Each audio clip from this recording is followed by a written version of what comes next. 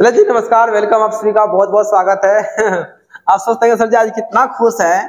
हाँ भाई, थोड़ा थोड़ा खुश कभी रहना पड़ता है। कभी क्या हमेशा रहना चाहिए आदमी को खुश। तो चलिए, ये हमारा पार्ट आ चुका है मेरे दोस्त, आपका पार्ट 8 है। इससे पहले पार्ट 1 से लेकर 7 तक आप सभी ने इतना प्यार दिया था, इसके लिए आप सभी को दिल से थैंक यू बोलना चाहूंगा। तो आइए, आज का क्लास में हम लोग देखने वाले हैं वास्तविक काल्पनिक प्रतिबिंब में अंतर, यानी कि वास्तविक प्रतिबिंब क्या होता है, काल्पनिक क्या होता है। ठीक है, तो चलिए पहले जानते हैं प्रतिबिंब किसे कहते हैं जी। आप लोग प्रतिबिंब तो पढ़ के आए हैं, प्रतिबिंब कैसे बनता है, कैसा वास्तविक होता है, कैसा काल्पनिक होता है, आप सभी को पता है ना। जरूर देख लीजिएगा, पिछले वाला पार्ट ना देख लीजिएगा, क्योंकि बहुत जबरदस्त आप सभी को हम पढ़ाए हैं। इसमें तरह का मोह समझाएंगे ना तो चलेगा, क्योंकि आप लोग पहले समझ चुके हैं। तो चलिए, प्रतिबिंब किसे कहते हैं, इमेज। तो किसी वस्तु से आने वाली किरणें दर्पण से परावर्तन के पश्चात जिन बिंदुओं पर प्रतिच्छेद करती है, उन बिंदुओं से प्राप्त सरल रेखा उस वस्तु का प्रतिबिंब कहलाता है। प्रतिबिंब दो प्रकार के होते हैं। देखिए, प्रतिबिंब किसे कहते हैं, जब प्रकाश किरणें दर्पण से परावर्तन के बाद जिस बिंदु पर प्रतिच्छेद करती है, उस बिंदु से जो प्राप्त सरल रेखाएं होती है, उसे हम लोग क्या कहते हैं, प्रतिबिंब कहते हैं। नया समझ में? तो आइए चीजों को क्लियर करते हैं यहाँ पे। चलिए क्या करते हैं, एक हम लेते हैं अवतल दर्पण। एकदम प्यार से आपको समझाएंगे मेरे दोस्त, टेंशन मत लीजिए।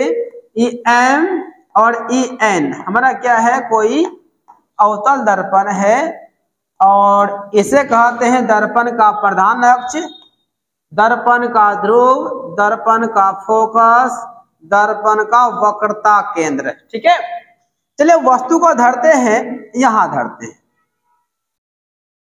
O और A, कोई हो गया हमारा ऑब्जेक्ट। यहां से प्रकाश किरणें दर्पण पर आएगी, परावर्तन के बाद सभी को पता है वो फोकस से गुजरेगा, फोकस से गुजर गया। उसके बाद चलिए, एक यदि हम फोकस से गुजारेंगे तो परावर्तन के बाद वह कहां से गुजरेगा पता है ना, वह गुजरेगा मुख्य अक्ष के समांतर। चलिए कहां पे काटा, यहां पे कट गया। आई और बी प्रतिबिंब हो गया।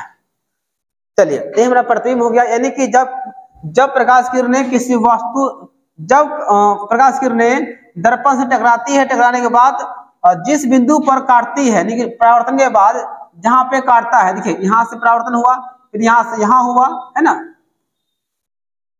हुआ ना, ये परावर्तन हुआ कहां पे, यहां पे काटा ना, तो यहां से प्राप्त सरल रेखा जो है ये हमारा प्रतिबिंब कहलाता है। अर्थात प्रतिबिंब हमारा हो गया आई और बी क्या हो गया, प्रतिबिंब। देखिए, किसी वस्तु से आने वाली किरणें दर्पण से परावर्तन के बाद, वस्तु हमारा ओ ए वस्तु है, इससे दर्पण पे आया, आने के बाद परावर्तन हो गया, परावर्तन के बाद फिर यहाँ से परावर्तन हुआ, परावर्तन के बाद जिस बिंदु पर प्रतिच्छेद करती है, देखिए पश्चात जिन बिंदुओं पर प्रतिच्छेद करती है, उन बिंदुओं से प्राप्त सरल रेखा, यानी इन बिंदुओं से प्राप्त जो सरल रेखा हमारा हुआ आई भी जो हुआ, वही उस वस्तु का क्या हुआ, प्रतिबिंब हुआ। और यह प्रतिबिंब आपका दो तरह का होता है, एक वास्तविक होता है, एक होता है वास्तविक जिसको रियल इमेज कहते हैं, दूसरा होता है आभासी।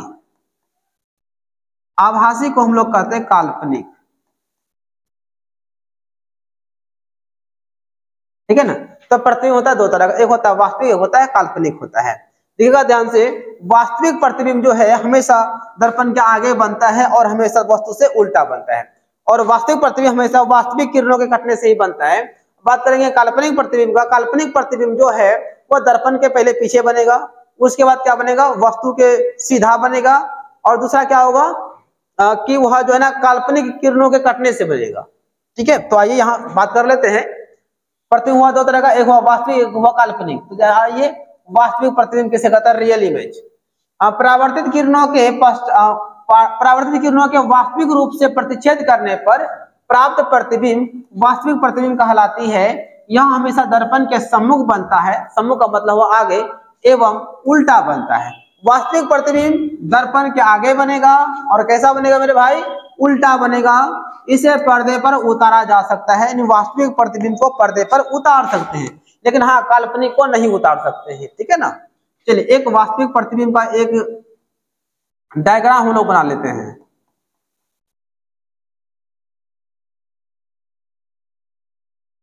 एम एन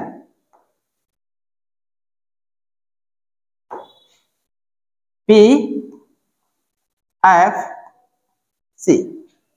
तो चलिए वस्तु को फिर से हम यहीं भी धरते हैं, यहाँ से किरणें परावर्तित होगी, परावर्तन के बाद यहाँ से गुजरेगा फोकस से,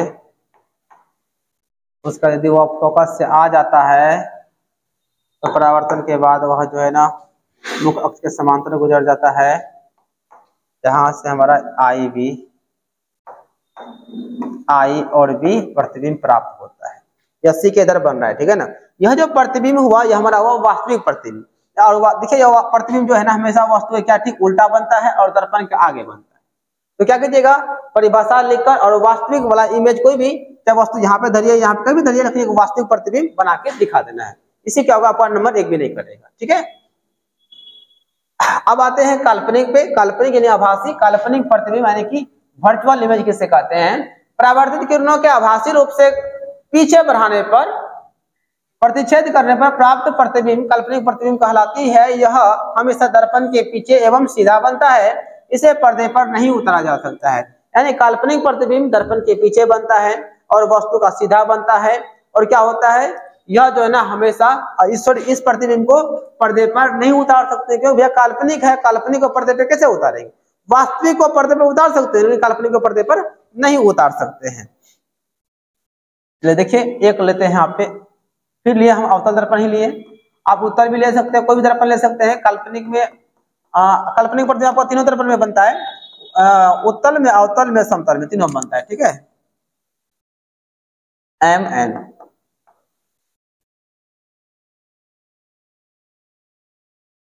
दर्पण का ध्रुव, दर्पण का फोकस, दर्पण का वक्रता केंद्र। हाँ। तो वस्तु को अवतल दर्पण में ना वस्तु को P और F के बीच रखते हैं तभी हमारा प्रतिबिंब काल्पनिक बनता है, ठीक है। ये बात ध्यान दीजिएगा। एक बार आप लोग पार्ट 5 देख लीजिएगा, इसमें आपको हर चीज बताए हैं। चलिए इससे आ गया, इधर से गया और इधर से लौट गया। अगला क्या होगा, यदि हमारा C से जाएगा, C से, तो वह जो है ना C से ही लौट जाता है। अब देखिए चीज, यहाँ C से गया, इधर से गया, इधर से लौट जाएगा, लेकिन इधर तो कटने का कोई चांस नहीं है, इसलिए क्या करेंगे, इसे काल्पनिक रूप से पीछे बढ़ाएंगे। इसको यदि हम बढ़ाएं तो इस तरह से होगा, और इसको बढ़ाएंगे तो इस रूप में बढ़ेगा। कहाँ पे कट गया हमारा, यहाँ पे कट गया। ये हमारा क्या हो गया, B और I हो गया प्रतिबिंब। यानी कि काल्पनिक प्रतिबिंब जो है वह दर्पण के पहले पीछे बनेगा और वह काल्पनिक किरणों के कटने से बनेगा। यहाँ देखिए काल्पनिक किरण कटा है ना, काल्पनिक किरणों को कटने से बनता है। और देखिए वस्तु का ठीक सीधा है, तो है परावर्तित किरणों के आभासी रूप से पीछे बढ़ाने पर काल्पनिक किरणों को जब आभासी रूप से पीछे बढ़ाएंगे, जहां से प्रतिच्छेद करेंगे, यहाँ पे प्रतिच्छेद कर रहा है, यही से जो प्राप्त सरल रेखा होता है वही हमारा क्या होता है, प्रतिबिंब कहलाता है। और वो हमारा होता है काल्पनिक प्रतिबिंब, ठीक है। और यह हमेशा दर्पण के पीछे बनता है। देखिए दर्पण के पीछे बना है ना, और सीधा बना है, वस्तु के ठीक सीधा, ये भी वस्तु सीधा, ये भी सीधा है। लेकिन हाँ इसको पर्दे पर नहीं उतार सकते, क्योंकि काल्पनिक है तो काल्पनिक को पर्दे पर उतारना संभव नहीं है। चलिए आगे बढ़ते हैं। अब आते हैं प्रतिबिंब में अंतर, वास्तविक और काल्पनिक। यह भी आपका एग्जाम की दृष्टि से काफी VVI प्रश्न हो जाता है। वास्तविक एवं काल्पनिक प्रतिबिंब अंतर क्या है, देखिए इसका अंतर है, यह वास्तविक किया, यह हमारा काल्पनिक हो जाएगा, ठीक है नहीं।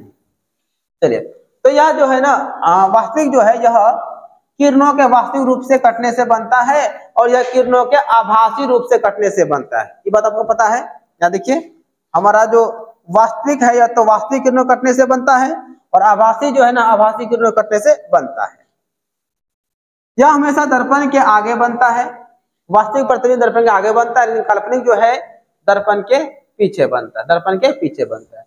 उसके बाद वास्तविक प्रतिबिंब उल्टा बनता है और काल्पनिक प्रतिबिंब सीधा बनता है। इसे पर्दे पर उतारा जा सकता है लेकिन काल्पनिक को पर्दे पर नहीं उतारा जा सकता है। इसका हो गया अंतर। चलिए जी अब हम लोग मिलेंगे पार्ट 9 में। पार्ट 9 में पढ़ने वाले हैं, सिद्ध करेंगे इसको कि अवतल दर्पण में सिद्ध करना है कि F बराबर R/2 या R/2F होता है। तो अगले पार्ट के लिए आप लोग इंतजार कीजिएगा। पार्ट 9 बहुत जल्द आ रहा है। तो पहले आप लोग बताइएगा कि पार्ट 8 जो आपको अभी क्लास खत्म हुआ आपको कैसा क्लास लगा, ठीक है। तो मिलते हैं अगले क्लास में, तब तक के लिए नमस्कार सभी को।